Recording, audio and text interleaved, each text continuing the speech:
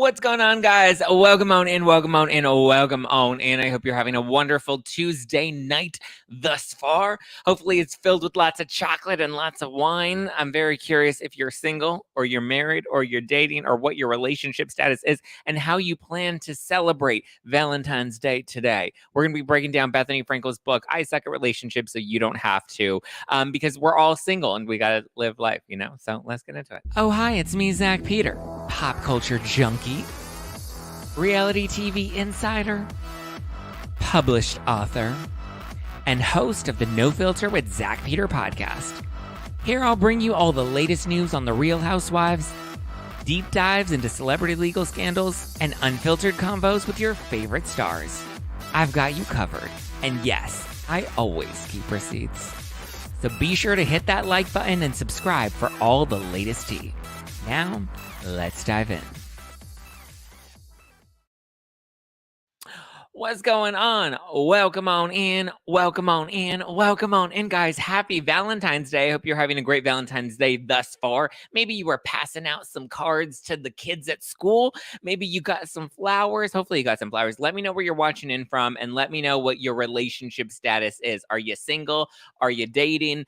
Is it complicated? Are you married? Let me know. Today, we're going to be breaking down Bethenny Frankel's book, I Suck at Relationships So That You Don't Have To. 10 rules for not screwing up your happily ever after. We're going to get into all of it because I'm assuming that if you're joining in tonight's live, you're not celebrating Valentine's Day. So you're either single and looking for a man, or you're ready to leave your man and maybe you're ready to get back out on the dating scene, or not, or maybe you just want to get laid. I'll give some of my best sex tips too. Single and ready to mingle. Let's get it, girl. Get it. It's me, DM. Let's get it. Hi, Aaron. Aaron, don't feel bad about joining in tonight. I'm spending the night with my the Zack Pack. Funny you're bringing up Bethenny Frankel. I've started rewatching RHONY from season 1. Ooh, Kelly, that sounds fun. Ooh, okay. So we have Jody. Jody's been married for 25 years. Wow. Happy Valentine's Day. Elaine says, married with 1,000 kids. I'm not making him put them down. Oh, no. Hi, guys. Okay, so let me know if you guys have a copy, if you've read this book. It came out in 2014 when Bethenny rejoined Housewives back in season 7, and she was promoting this book. And now, here we are revisiting the book. 15 years with my fiance. You've been engaged for 15 years? Wow, that's a really long time to be engaged. No judgment, but wow, that's a long time to be engaged. Live life, though, right? Live life. Ebony seasons. Oh, I think you meant to say RHONY seasons 1 through 3 were the best, not Ebony seasons 1 through 3. Married for 36 years. Wow. Okay, so let's get into it. Bethenny wrote a book called I Suck at Relationships So You Don't Have To. It was written with the help of her therapist, Dr. Xavier Amador. We've seen him on Real Housewives as well. So like I said, it originally came out back when she rejoined, I believe it was season 7, and she was going through her divorce from Jason Hoppy. So these are her 10 rules for how to find love. And obviously she ended up finding it because then she ended up getting Paul. And Paul seems like a great catch, right? He's no dentist. Oof, that just slipped out. Don't get mad at me. Okay, so rule number 1 is understand the man. So Dr. Amador says that men are problem solvers. Men are fixers, and most of the time they have a really hard time connecting with women because women just want to feel seen and they want to feel heard, and men don't want to feel seen and heard. Like, they do, but they want to fix things. So when you come to them with a problem, they don't want to listen to your problem. They want to fix your problem. They want to be like, okay, you're having a fight with Betty. Well, guess what? Betty's a bitch, and fuck that bitch, and you should pull her hair. And then he wants you to get into some mud, right? And he wants you to like roll around with Betty in the mud, and he's like, yeah, and he'll be like all into that. JK. Anyway, guys want to fix the problems, and sometimes ladies don't want their problems fixed. They just want someone to listen to them and validate them. Bethenny says that men are very simple and women are a lot more complicated. Dr. Amador kind of agrees. He says that men aren't that simple, or at least not as simple as Bethenny was trying to make them out to be. He says that men, we are emotionally complex. We're just built very differently, and the things that please us are very different, right? We get pleased by strip clubs. Women get pleased by romantic dinners and flowers. So Bethenny says she wants you to remember that men are easy, so don't make things too difficult. And women often love to make things very difficult, and you don't need to make them more difficult than they need to be, right? She says, be easygoing, be loving, be a little mysterious, be independent, be fun, and be sexy. If you're all of those things, then you're going to be a guy's perfect gal. She also recommends not fighting with your man because men don't like to fight. They like to fight with their hands, but they don't like to fight. They don't like to have arguments with you, right? They would rather spend their time masturbating, looking at a Pamela Anderson Playboy. So Dr. Amador shares his 7 habits for healthy fighting. Okay, I love to fight. I'm not afraid of conflict. I love conflict because it often leads to resolution. But these are Dr. Amador's 7 habits for healthy fighting, straight from Bethenny's therapist, right? Number 1, stop insisting that you're right because you're probably wrong. Number 2, don't engage in insults or name calling because it's mean and they're going to shut down. Number 3, pick the right time, as in don't do it when you're drunk. Don't do it before bed. Don't do it late at night. Number 4, never use absolutes. So don't say you always do this or you never do this. Don't use absolutes. Be honest, be in the moment. Don't kitchen sink it, which means don't bring up what happened last Tuesday. Fight one battle at a time. Who cares if he was checking out that chick's boobs from 6 months ago? Let it go. Let the mouse go, Elsa. Let it go. Number 6, listen without defending. Listen to them. Try to see where they're coming from. Number 7, reflect back what you've heard. So if they're being honest and open and vulnerable with you, then you can be like, okay, so what you're saying is I'm being unreasonable. Is that right? Try to actually understand where they're coming from and not come from a place of judgment. This way your partner can feel validated. He says that men don't always like to talk things out. Sometimes you can just talk things out with your therapist. You can talk things out with your girlfriends. Men don't really care. Men don't want to talk that much. They're not all like me who love to talk and who need a microphone and who want to be heard 24/7. Men like to feel nurtured, so make sure you take care of your man. Bethenny also gets into heartbreak and says that women's hearts are like rubber bands and men's hearts are like ceramic bowls. Women can bounce back because they just snap and bounce back and snap and bounce back. And so women bounce back from heartbreaks a lot quicker, but they also fall in love a lot quicker. Whereas men fall out of love a lot quicker, but when they're in love, breaking their hearts is like breaking a ceramic bowl and it crushes them. It takes longer for men to fall in love. So once they do, they're all in, right? That's why it takes them a little more time, is because they have to build up to it. Then we get into rule number 2. And rule number 2 is woman, know thyself. And so Dr. Amador says that women need more than men. They have more needs and they want more things than men. Again, men are simple, right? Men are kind of dense. They don't really need very much. They just need belly, they need and they need to have sex. So women want love and support and security and attention and excitement. They want to feel feminine. They want to feel beautiful. They want to feel strong. They want to be worshiped. They want a lot of things. Women aren't as simple as men. They need variety and their needs often change. Okay. But here's the important thing. They say women need to take the expectation of fulfilling all of those needs from a partner. A partner will never fully complete you.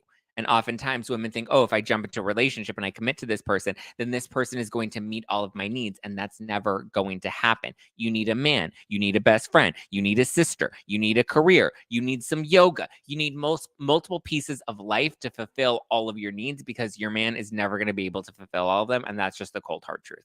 Sorry, ladies. That's the cold, hard truth. Your man is never going to give it to you. It doesn't matter how big his dick is. So be frugal about what you tell your man too. Ladies love to talk, but sometimes a little mystery goes a long way. We don't need to be full TMI. I'm learning that lesson myself because I'm very open in TMI. But hence the need to have relationships with your sisters and your girlfriends. Don't harbor on things. If it's truly important, get it out early, move through it quickly. Don't harbor. Dr. Amador says that when things get heated, breathe. So take 3 deep breaths, exit the situation, take a little break, put a little pause on it like Dorinda, put a pause in the convo, and then think, consider what you want versus what you need, because likely what you want is to win, but what you need is to feel listened. So focus on what it is you want from this argument and what it is you need from this argument, and then you'll be able to actually come back into the conversation a little more clear. All right, before we get into rule number 3, what are you guys saying? Coffee Buzz says, my dude is pretty simple. I think most dudes are pretty simple. Shady Millennial says, I don't know about the book title, How to Stop Sucking at Dating. Men would like a little sucking when dating. Well, she sucks at relationships. She's not saying she's sucking at dick. Men would like you to suck their dicks, but they don't want you to suck at the relationship. They want the relationship to be good. All right, Shady Millennial. One person can't do it all. Listen, I mean, I can do it all. I'm amazing, but usually not everybody is me, right? Okay. Rule number 3, master the catch and release. So this is for the single people. So if you're dating, take notes. Okay. We're gonna have to take notes here. Hopefully you have a little handy dandy notebook and you have a pen ready. Okay. First, figure out your objective. What do you want out of the relationship? Do you want a commitment? Do you need marriage? What is it that you want to come from this relationship? What is it that you think this relationship will bring to your life? And how will that advance the life that you want? Do you want to be taken care of financially? Or do you want to be financially independent? How important is sex? Do you need passionate sex? Do you need kinky sex? How would you like to be treated in bed and out of bed? Right? Figure out what you're looking for, be specific, and then list out your hard, realistic deal breakers and define your standards, right? Deal breakers are things that you will not settle for. I don't want him to not care about his family. If he doesn't call his mom, that's a deal breaker. If he doesn't text me back right away within 24 hours, that's a deal breaker. If he has a habit of not texting people back, that's a deal breaker, right? What are your standards? So, what matters to you most in a partner? Is he family oriented? Is he somebody that talks about his feelings? Is he somebody like you have to define what those things are? So, I recommend tonight you go and you write out all of your deal breakers and all of your standards. And deal breakers shouldn't be like he has to be over 6'2". That's not a realistic deal breaker. That's looking to stay single forever, right? Standards. So deal breakers need to be realistic and within reason. Standards, on the other hand, need to be like what qualities about this person matter to you that they need to reflect in the partner that you choose to commit to. Hi, babe. Hope you're having a lovely Tuesday. I am having a lovely Tuesday. Thank you. Thank you, Annie, for the badge. Annie dropped a badge today. Hey. Um, let's see. You're the only one, but yes, Val, I'm perfect. I can do it all. I can do everything, but I'm still single. A Shady Millennial says Zach's deal breaker is a monster dick. Yes, my deal breaker is a monster dick. I like a pocket rocket 6 inches and under. I mean, we're really pushing it if you're at 6.5. You know what I mean? Pocket rocket deal breaker if it's too big or too thick or too anything. But we're gonna get to that in the sex chapter. Because there we do get into that. Okay. Let's see, where was I? Okay, take inventory of the person that you're dating. Are you guys compatible? Can this take you where you want to go? What about his family? What's important to you? What's important to him that's also going to be important to you? Does this person get you? You know, Dr. Amador tells us choosing to commit to someone is always a risk, and you have to determine, is this person worth the risk? Go in with both eyes open. Once you know what you want, then you know how to get it. Now it's time to actually get what you want, right? So when you spot a fish, be yourself, but be the most irresistible version of yourself, right? We don't want to be the low budget version of ourselves. We don't want to be the trash version of ourselves. We want to be like a good version of ourselves. Be open, smile, laugh, have fun. Like nobody likes a boring bitch. Nobody likes a bossy bitch. Nobody likes, a bitch, period. So don't be your bitchy self. Like you can be a little bitchy, but like try to like filter the bitch down to like a 2. Right. And then slowly you can bring the bitch out a little bit more. Like still be who you are. Just like don't be a total cunt. Don't give out too many details just yet, right? Have a little mystery. A little mystery brings a little intrigue. Then he wants to get to know a little bit more about you, right? Be flirty, but don't be too suggestive. Be confident, but let him know that you know your worth. But don't be too arrogant because that'll turn him off too. So it's about finding that balance. Is religion a deal breaker? I mean, I don't want to give up Christmas. I mean, it depends. It depends on you. Do you think that religion is a deal breaker? I don't know if I necessarily think that religion is a deal breaker. I think like religion is something we can move through. Like if I'm Christian and you're Jewish and we celebrate Christmas and Hanukkah and we raise our kids with both and you're willing to compromise, and that's not necessarily a deal breaker for me. It may be a deal breaker for you. Maybe you're like, I don't want to light the fucking menorah. I only want a Christmas tree and I only want to light, you know, the only thing I want to see lit on Christmas is your mom, something. Listen, I like to say be yourself, but also keep a little mystery, make him wanting more. And then when a man pursues you, here you go. When a man pursues you, make him feel like a man. Make him feel like he's a protector. Tell him how handsome he is. Tell him how strong he is. Tell him how safe you feel around him. And it's also kind of nice if you feel safe around him, like you want him to know that you feel safe around him. Tell him how big he is. Oh my God, every dick I come across. Oh, it's so big. Oh, it's so thick. Like I said, I prefer the pocket rockets. So obviously they're not going to be that big and not that thick. But I like to tell them that. Like, oh my God, there's one guy that I see fairly regularly. And I mean, to be fair, he is, you know, he's a little thicker than usual, than the average. But, I always am, oh my God, I forget how big your dick is. And he's always like, oh, don't stop saying that to me. Never stop telling me that. I'm like, yeah, I figured it out. Now I know how to get whatever you want. So basically, inflate his ego. Don't be too easy, though. Like, you still want to make him work for it. And then you give him a doggy biscuit, right? You make him put in a little work, and then you reward him like a dog. And then when things start to evolve, this is where you have to be careful, right? You don't want to scare him off. So make sure you're kind of mixing things up, change up your plans, let him know that you have other plans with other people too. You're a busy bitch. You're in demand. Keep him on his toes. Keep him chasing you until it's time to lock it down. And when you know it's time to lock it down, that's when you're like, all right, now it's time to actually dive into this, because fishing is a sport. And Bethenny says, be a good game fish, master the catch and release, but also enjoy the game. Then we get into rule number 4, don't hate the player, hate the game. Okay. Dating is a sport, and in order to win, you've got to get out on the field. If you don't want to get on the field, you're never going to win the prize, right? You're never going to win the game. And nobody likes to play games just for the fun of it. Anybody that says, oh, it's just a game, we're just playing for the fun. No, we're not just playing for the fun. We're playing for the ring. We're playing for, the end game, right? We're playing so that we can post obnoxious photos on Instagram so everybody knows how perfect our lives are, right? So Bethenny says you have to set up your burners and have multiple flames going on at the same time so that you don't get hooked on just one. But each flame has to be at a different temperature, so make sure you monitor it wisely. You can't have all of them on a boil, but you need to make sure some of them are on a simmer, and some of them are just staying warm, and some of them are at a boil, and it's great. And then finally, once you found one that really cooks, then you know, okay, this is the one I'm going to move forward, and I can turn the rest of the burners off because I found someone that I'm willing to move forward with. And then she gets into other dating strategies. So she starts with the cat and mouse, which is the game of flirtation. So really lean in and then really lean out so that you make him chase you a little bit. That one's fun. The Zen game. She says that after the flirtation, once you've leaned in, then be present. Be engaged. If this one's worth your time, then give it your time. Then stop playing the cat and mouse game and stop making him trying to chase you, and actually, be present in the relationship or in the dating phase of the relationship. She talks about riding the wave, risk, balance, surrender. You take a risk when you catch the wave, which is taking a chance on somebody, and then you have to balance when riding it, right? Know when to lean in, know when to lean out, then surrender. So when things are in sync, stop trying to control everything and just have fun and see where it takes you. She talks about playing the player, because we all date players. And when we're dating players, we want to make sure that we, have a little game ourselves. So she says, move slowly. Don't give it all up too easily. Take your time, especially if you like him. Don't make yourself too available and don't cling to him. Be straightforward with the player as well, so that the boundaries are clear up front.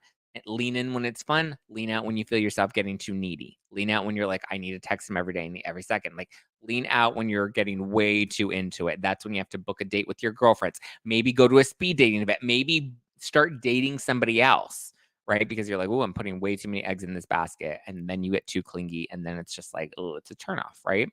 Never compromise yourself for a player, though. That's a clear one. When you remember, don't let them change you. Be you so that they love you for you.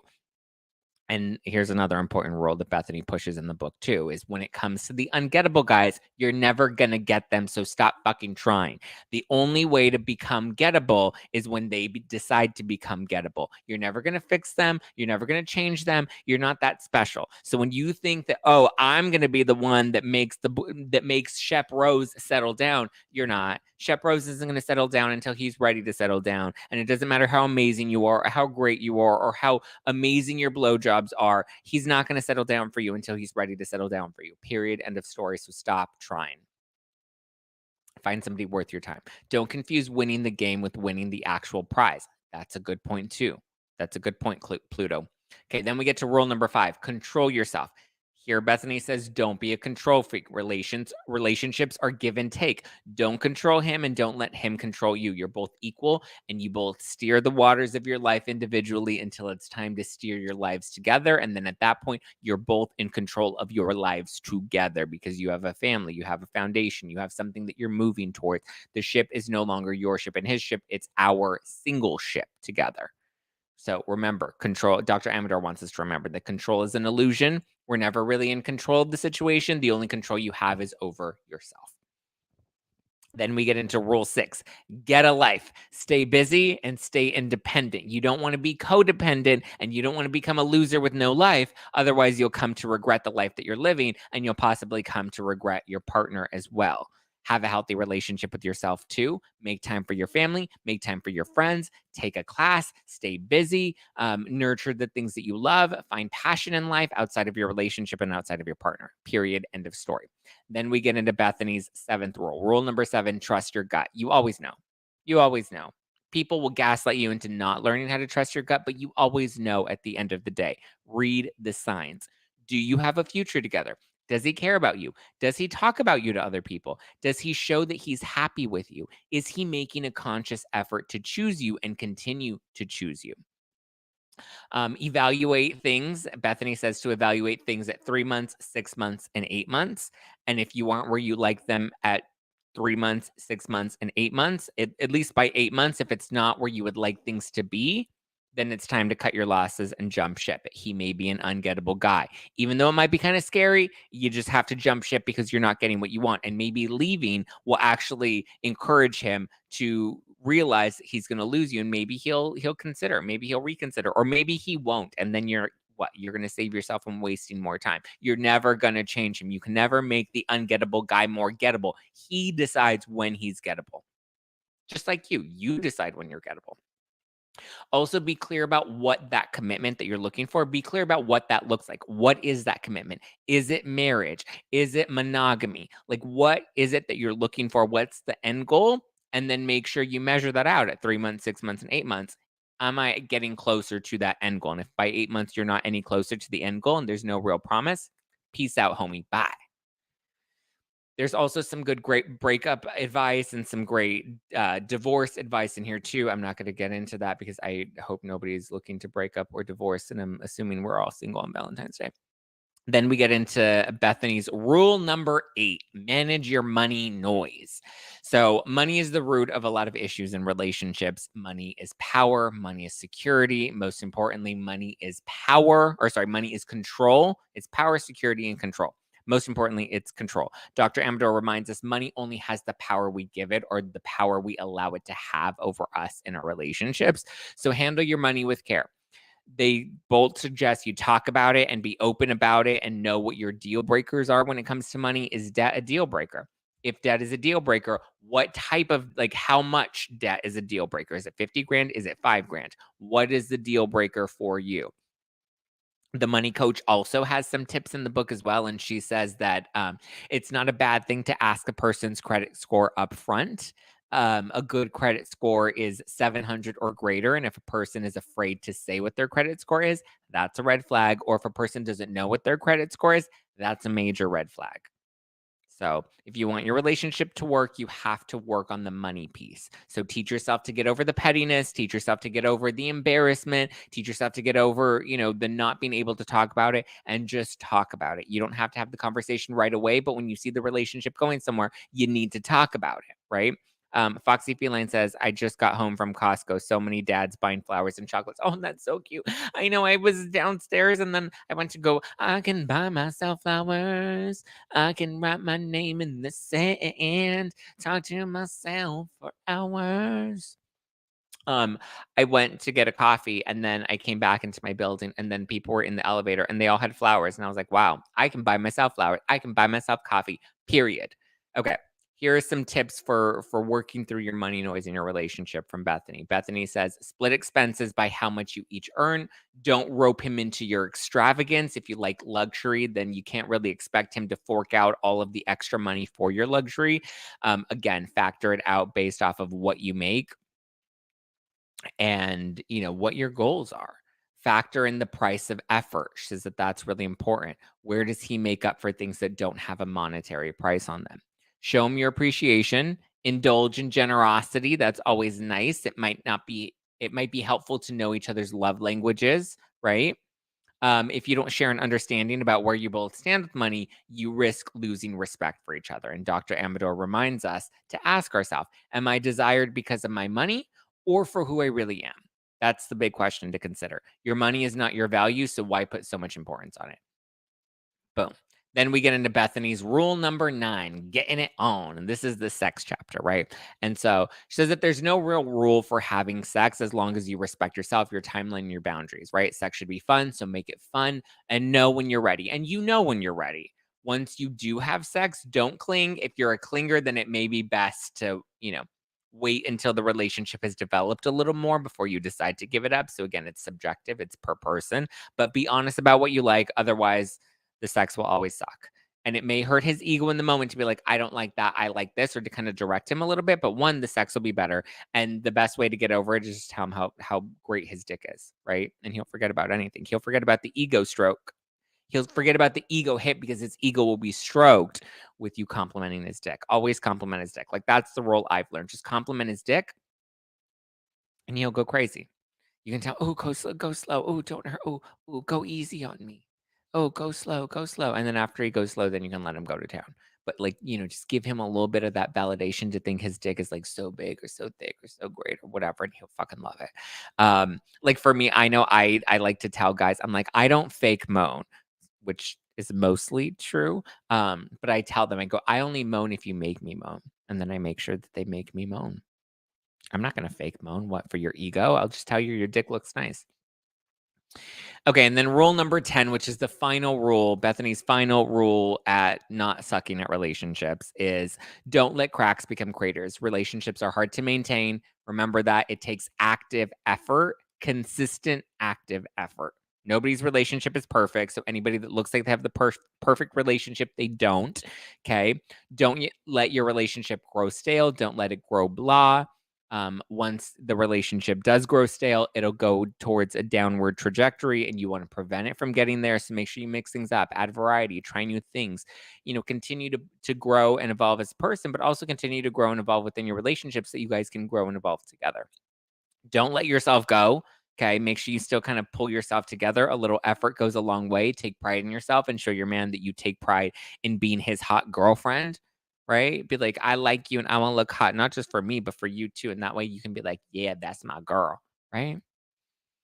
Bethenny says, don't have the same fight over and over and over. Get to the root of it. The argument isn't as important as the relationship. So it doesn't matter who wins because you both lose if the relationship goes down the drain. So work on listening and take some inventory on yourself. Sometimes the feedback that you're getting is good feedback for you to actually, work on yourself and become better.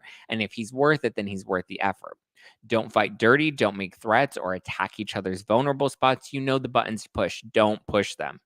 Don't push them. Use that level of awareness to prevent yourself from pushing those buttons. Don't think that you can build the perfect partner because you can't and you shouldn't. You should love them as they are, the same way you want them to love you as you are. And you don't want to love them for who you can mold them into, right? Because they'll probably grow to resent you. And then you just have to know that you're never going to be Picasso. Okay. Don't fake it.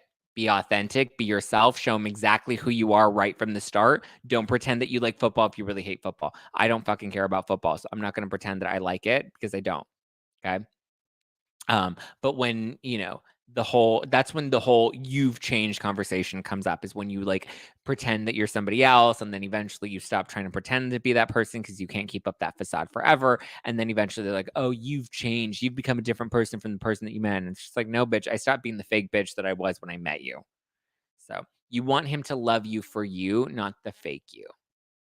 And don't forget where you started. Bethenny says that's a really important piece. Don't forget where you started. If the love and chemistry were there, you can get that all back. You just have to be willing to put in the consistent effort, right? In closing, Bethenny says, know yourself, know your partner, know your relationship. The best place is to write out everything that you need in life and then figure out if this relationship, this person is able to give you that or able to help you achieve that. And she shares her list of all the things that she wants and all the things that she's seeking. And then her and Dr. Amador have some closing words that I'll read to you guys. Um, And Bethenny, like, she literally has her whole entire list written out, and she says, "I want someone who's a partner in life. I want someone to grow with. I want someone who can make me laugh. I want someone I can respect. I want someone to learn from, who teaches me things that I didn't know before. I want someone who loves my daughter and wants to be part of a family. I want someone who can be a good co-parent. I want someone who's a good son to his parents. I want someone to hug. I want someone to make love to. I want someone to take care of who also wants to take care of me. I want to be happy as much as possible. I want to make someone else happy. I want a relationship I can be proud of. I want to feel safe and loved. I want to feel like the luckiest girl in the world. I want someone who considers my feelings as much as his own. I reserve the right to think of more things I need." Ooh, that's a good one to end with.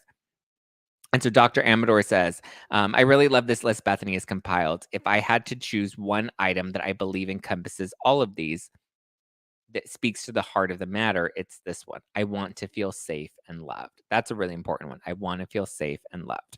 When we feel safe and loved, we take chances, we grow, we deal with our fears, we argue in ways that bring us closer, we don't lose ourselves, we feel appreciated, passion becomes possible, we become partners, and that's what it's all about. And Bethany says, "This is mine, but I hope you will make your own list. I know my list would have been quite different in my 20s, but now I'm in my 40s, and there are things that are much more important to me than status or money or good looks. I know myself better now, and after all the wrong partners I've chosen over the years, I have a much better idea of what will be right for me. That's what I want for you. Try your hand at your own list and then see how your partner measures up. If you have a good person who's good to you, who trusts you and loves you, and whom you trust and love, then that's the main thing. Everything else isn't really that important.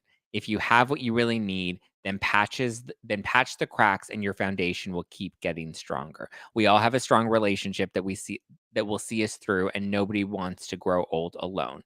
As you get older, these are the things you think about. Maybe you look forward to marriage, or you have a faulty but good marriage, and you look forward to the future, to the long future together. Maybe you're divorced and you hope to find love again. Maybe marriage, maybe not, but love, support, and companionship. Whatever it is that you want, it's okay to want it. Humans are social animals and we need each other. We need family. We need friends. We need love, and we can find it. I know we can. Just remember that in the end, the most important relationship you can have is the one with yourself. And even though you may think you suck at relationships, just know that I suck at relationships, so you don't have to. Boom. Now that this book is coming to an end, I realize there's one more thing I need to leave you with. There's something important to me that I want you to take away from this book. If you take nothing else, here it is. No matter how much you want to be in a relationship, no matter how much you long for companionship and someone to share your life with, no relationship should ever come at the price of you. Boom. Period. End of story. So important. That's good with money is a must for me. How they manage it, not how much they have. That's a good one, Val. Coffee Buzz says, thank the boyfriend for that he's really good with finances. Oh, okay. That's good. Have a good night, Karen. I can't stop thinking about the Sex in the City episode when she is a speaker. Who's a speaker? Who's a speaker? Who was the speaker? So there you go. That's I suck at relationships, so you don't have to. That's basically the entire book condensed. I mean, I left out like the breakup tips and the divorce tips and the that sort of stuff and like the marriage tips because I feel like I'm not married and I'm great at breakups. I'm great. Oh my god, I'm great at heartbreak. More than I'm great at dating, I'm great at heartbreak. And I'm great at fucking up relationships. I mean, Bethany sucks at relationships. I fuck them up all the time. My god. Um but yeah, that's there is where I leave you. I suck at relationships that you don't have to. I read the books that you don't have to. So there you go. And this is, I guess, the book that ultimately led to her relationship with Paul. And she seems to be in a much better place now. So good for her. Is it as good as Patty Stanger? I mean, I don't know Patty Stanger. I haven't read Patty Stanger's book, but I would assume the tips are pretty solid and pretty similar to Patty. I'm so much better on YouTube. Oh, good. And Deb, I'm glad you switched on over. I'm glad you still joined us. Hi, Ansters Lee. Hopefully you guys are having a good Valentine's Day. I kind of want some wine, but I don't have any wine. I don't know if I want a Postmates wine. And then I kind of also want dinner, but like I don't know. I don't know. I think I'm gonna have some chocolate. I may Postmates like some Thai soup. That actually sounds really yummy. Some Thai soup sounds delicious. I would love some wine though. Maybe I'll Postmate some wine too. That sounds like a good one, right? Valentine's Day got better with you, boo. Oh yay! Thanks, love. Thanks, boo. Patty Stanger can't find a husband for herself. Not sure I want to take her advice. But I feel like the people that have the best advice are usually the ones that are single. I don't know. Maybe. I don't know. I guess that's a good point. Um, yeah, I think I'm gonna go and watch Valentine's Day, like a good cheesy rom-com. I watched what is that one? The new one with Reese Witherspoon and Ashton Kutcher, Your Place or Mine. Awful. Don't watch it. Trash, garbage. It was just weird and there was no chemistry between them. And it was just like not a great movie. So if you're looking for like a cute rom-com, don't go with a new rom-com. Just go with like a tried and true rom-com. I'm gonna watch Valentine's Day today, and I'm gonna be like Jessica Biel, hating life on Valentine's Day. But doesn't she like find love in the end? Who knows? Maybe I'll find love in the end. I trust the universe at this point. I have my list. I know what I want. I want to feel safe. Like what was the Dr. Amador? He said it best. Like the safe and the something or the things that you want to feel. You want to feel all the things and all the phalanges. What was it? I'm gonna repeat it so we know exactly what it is. Oh, I want to feel safe and loved. That's a really good one. I want to feel safe and loved too, Bethany. Me too. Watch episode 3 of The Last of Us. I haven't seen episode 1 of The Last of Us. Zach, are you watching Real Housewives of New Jersey tonight? Oh yeah, I will watch New Jersey tonight. That sounds like a good thing to watch. That's weird they put it on Valentine's Day, but whatever. My best friend's wedding with Julia Roberts. Okay, that's a good one. When Harry Met Sally. Okay, that's a good one, Zach. Not all the phalanges, just 1 or 2 will do. Sometimes people like the whole phalange, Joe. They want all the phalanges at once. I personally don't. That looks terrifying, but some people like that. Some people want that. Maybe I'll enjoy 1 phalange tonight. We'll see. We are the ones that are single because we have been through hell and don't want to go through it again. Oh, Sue. Oh, Sue. I love you, Sue. I'm sending you love. I'm going to binge you on Netflix. It wasn't that great. Sorry to burst your bubble. I saw part 1 of season 4. I wasn't that jazzed by the new season of You. I thought it was okay, but I didn't think it was like, whoa, that was great. I feel like the first season of You was good. The second season of You was good. I didn't really care for season 3. I thought it was kind of dumb. And then season 4, I feel like is probably the worst of the season. It's changed. It's a completely different show now because it's like a whodunit type of show. So, I mean, it's not bad. It's just like it's not what it was because it's a different show. It's not like Joe not trying to kill people. It's like, somebody is trying to frame him for killing somebody and nobody knows who it is. And we're trying to figure it out. And it's a whole kind of like, who done it? Who really killed this person? Why are they trying to frame Joe? And so Joe's now trying to find you, whoever is like, it feels very Pretty Little Liars, is what it has kind of turned into. There's a secret person, they're texting him and doing the thing. Have you watched the show Yellow Jackets? No, I have not watched the show Yellow Jackets. Okay. Well, I enjoyed it. I mean, I didn't say it. Listen, I didn't say I just didn't enjoy it. We're allowed to have opinions, guys. Like the Rihanna concert, the Rihanna halftime show. I thought it was not that great. I thought it was underwhelming. And people were like, no, no. And they were like heads exploding. I'm like, I can have an opinion, guys. You don't like me, right? You don't like my show. Well, I'm allowed to not like Rihanna's halftime show. I thought it was fucking boring. Didn't watch Pretty Little Liars, though. Oh, yeah. Well, it's basically Pretty Little Liars. It's season 4 of You is basically Pretty Little Liars. There's a secret person and they're texting people and they're threatening people and they're killing people and they're trying to frame people and it's a whole who done it and what happened and how did it happen and the whole thing.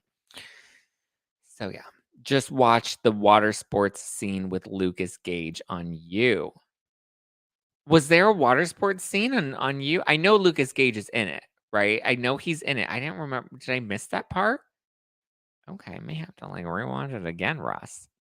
I wanted an actual baby reveal, like a real baby reveal. And I agree, a real baby reveal from the Rihanna thing. I thought it was a half-baked baby reveal, and it was not my cup of tea.